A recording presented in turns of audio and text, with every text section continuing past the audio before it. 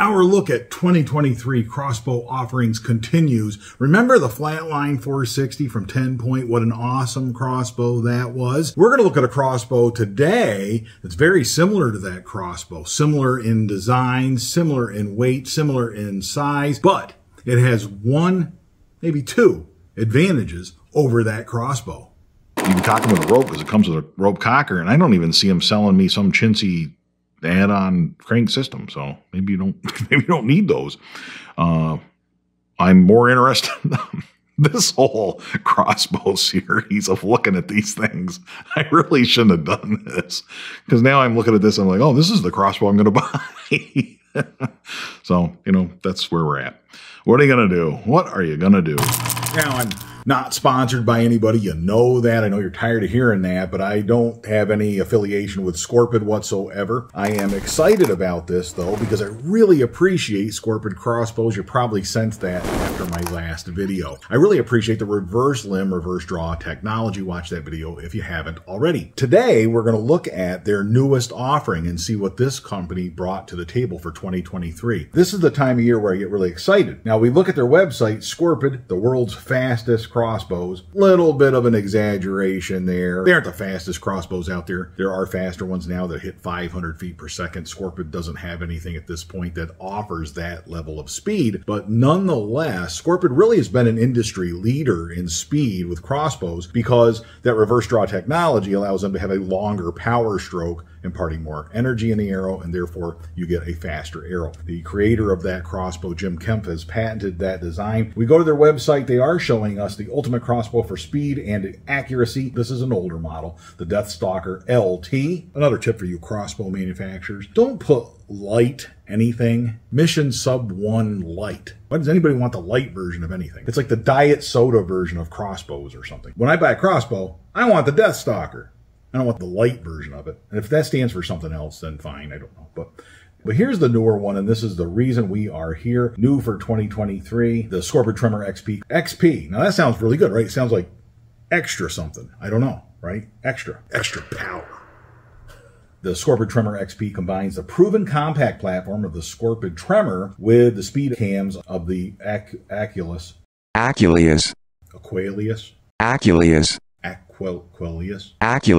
made that joke before. Aquilius Scorpyded.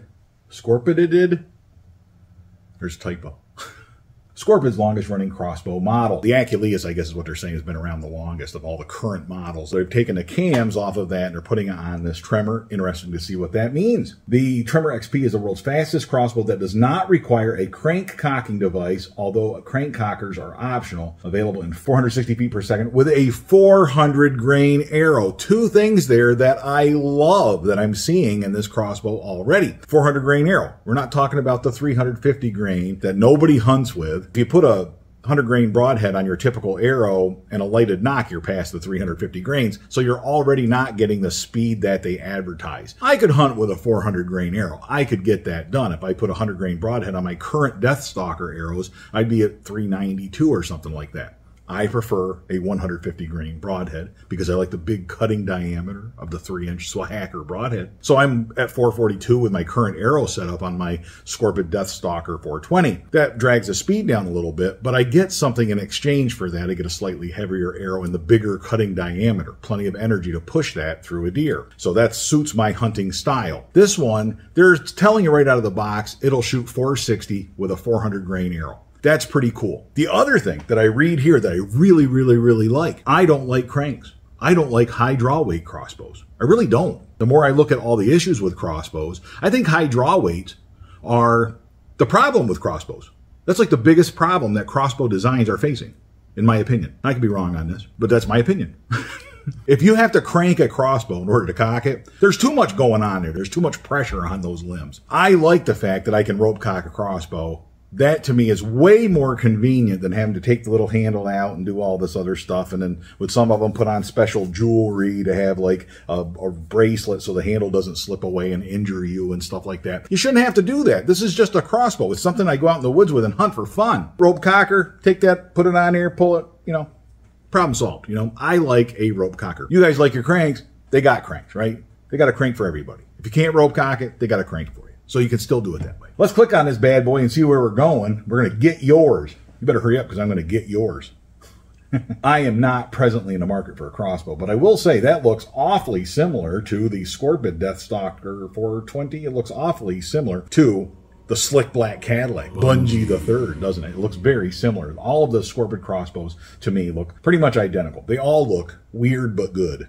The first thing we notice, obviously, is this is a reverse limb crossbow, right? The limbs are reversed. Our riser, which would normally traditionally be up here, has been brought back and placed above our trigger hand, closer to our latches and all that good stuff. The limbs come off of that riser and go forward instead of coming off the riser in the front and going backwards. That is the primary difference with a reverse limb crossbow, the primary difference in the design. We also see a reverse draw here where the cams rotate inward. They're going to rotate like this and release that string to us down when we draw it back to the latches back here. So we have string travel all the way from here to the stops.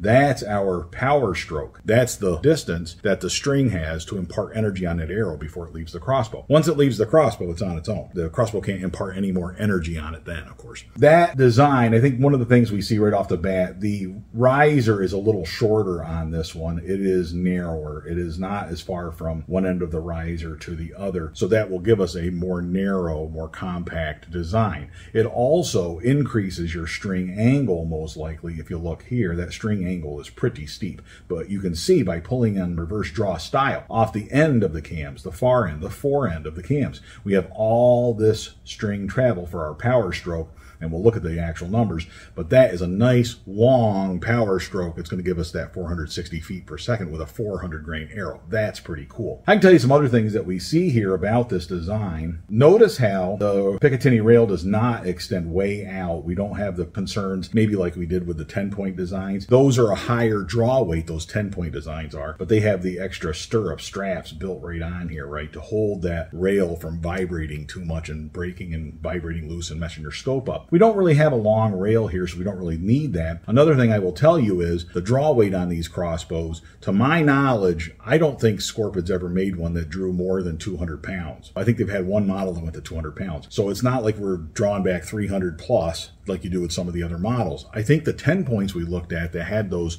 scope mounts were 300-pound draw weights. Even if they're reverse draw, you still got all that draw weight. Here, the reverse draw, reverse limb design generates most of the speed. We're not doing it with high draw weights. So that's pretty cool. They're taking advantage of this technology and keeping the power on those limbs lower. 1911 pistol grips. I have changed mine out to custom grips. I kind of like the wood grain that I put on there. The mahogany stain that I put on is just some unfinished grips. Reminds me of my dad, actually. He actually made this desk, right? And he really liked the mahogany stain. He put it on this desk. It's made out of cherry that he sawed right there in the home property where I grew up. Sawed that with his own sawmill, built this desk, and it's got really nice mahogany stain on it. You know, it's a cluttery mess, but I can take care of that. Not a lot of adjustment if you look at it in the stock, right? It doesn't have a lot of adjustment, but this design I really like. Looks overall very similar to the Deathstalker 420 that I currently have. This has the standard style bumpers, right? It doesn't have the spring-loaded string bumpers. Those spring-loaded bumpers on the Scorpyd Deathstalker 420, I kind of like those. A lot of people don't. They're a patented design from Scorpyd. It is something that Jim Kemp has a patent on, that spring-loaded design. I kind of like them. I can tell you when I dry fired it, I think they are the reason it sounded like a rifle going off. It sounded like a 22 Magnum getting shot right after dark. You know, all the neighbors are like, "What's Rich doing?"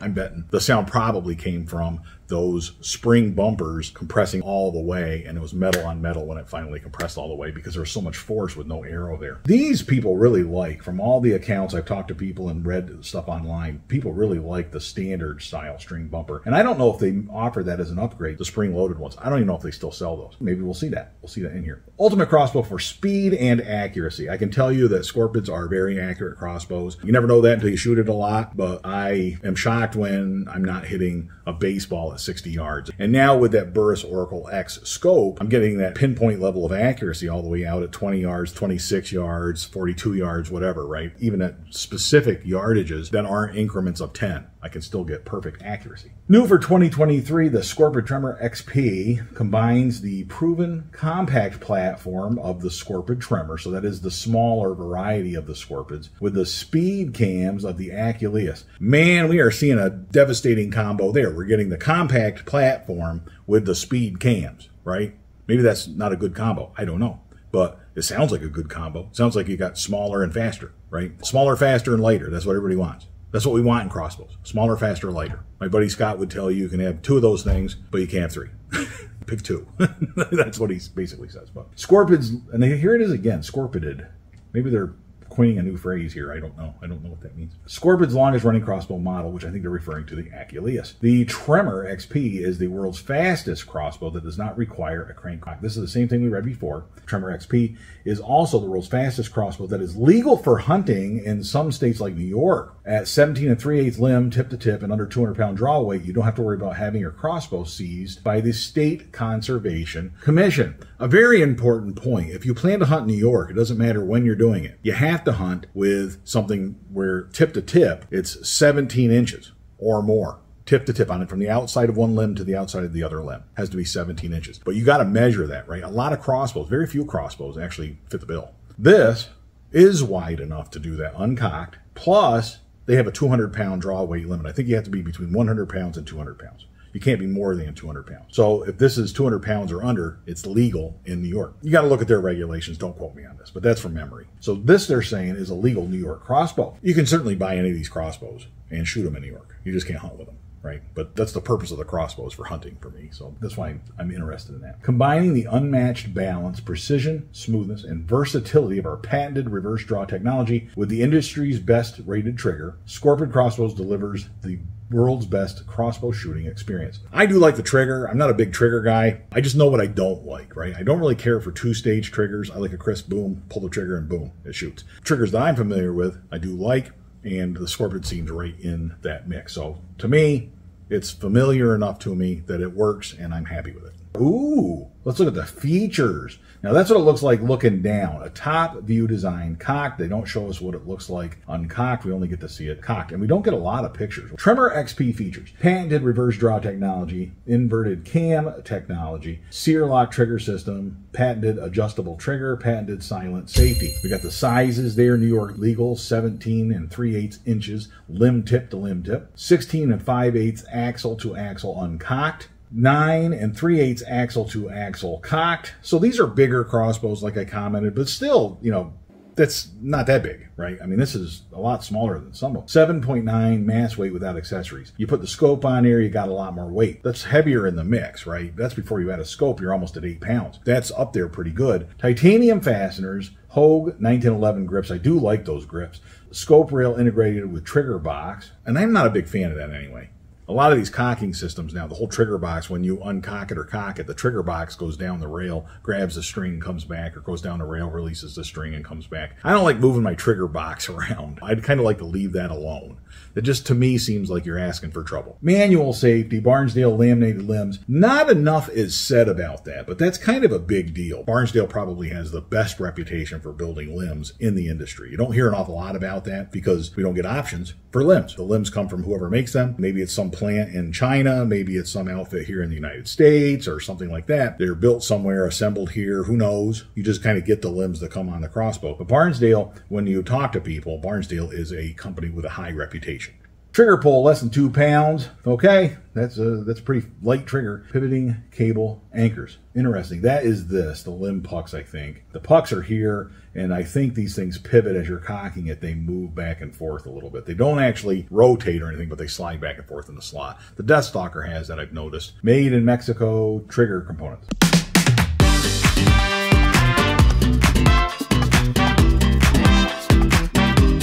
That's not what that means. I know. It's a machining thing. So they're actually a very finely tuned machine. It's high-end machining is what that is. Tremor XP crossbow package includes optional AccuDraw pro cocking mechanism. So you can get it. It's optional. The AccuDraw, which is the same design that TenPoint uses. A lot of stuff goes on behind the scenes with these crossbows. TenPoint's licensing technology from Scorpyd to do the reverse limb design. Meanwhile, Scorpyd has an AccuDraw cocking system that calls itself the AccuDraw, the same thing that the TenPoint uses. That's probably considered by most people to be the best cocking device there is, right? That's the high-end cocking device. You can get it with the Hawk scope if you like the speed ring scopes. Hawk XP30 is a good speed ring scope. I actually had one for about a week and sent it back. I tried it out on the Scorpyd Deathstalker. It's way too busy. I've now moved on to the, as you know, the Burst Oracle X, and having just that one dot suits me a lot better than having all these different reticles and trying to see which one's which and remember which one's which. And it was too busy of a scope, but by modern standards for speed ring scopes, it's a very good scope, or a vintage scope if you like vintage scopes, I guess.